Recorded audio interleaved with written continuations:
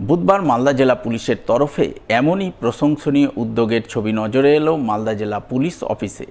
সেখানেই জেলা পুলিশ হারিয়ে যাওয়া মোবাইল উদ্ধার করে ফিরিয়ে দেওয়ার প্রয়াস প্রত্যর্পণ কর্মসূচির অধীনে এদিন মোট ৩০৩টি মোবাইল তুলে দেয় প্রকৃত দাবিদারদের হাতে।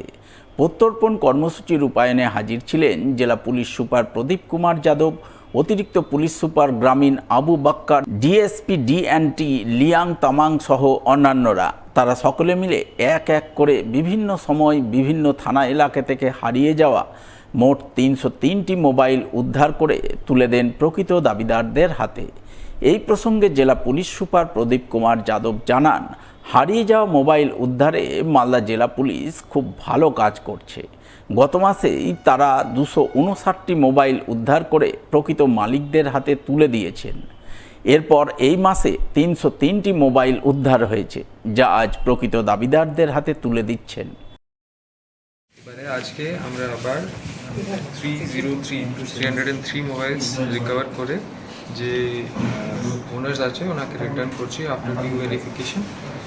এর মধ্যে এবারে সব থেকে ওল্ড মোবাইল যে রিকভার হয়েছে ওটা হচ্ছে 7 অক্টোবর 2022 আর নিউয়েস্ট যে রিকভার হয়েছে ইংলিশ বাজার 21/7/25। আমরা এটাই চেষ্টা করছি যত তাড়াতাড়ি আমরা রিকভার করতে পারি আমরা রিকভার করে পাবলিককে রিটার্ন।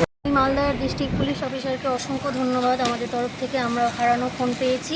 হ্যাঁ, আমার অ্যাকচুয়ালি আরও দুটো ফোন হারিয়েছে, মোটামুটি 1.5 বছর আগে হারিয়েছে। এটা 2 বছর আগে হারানো ফোন পেলাম আমি।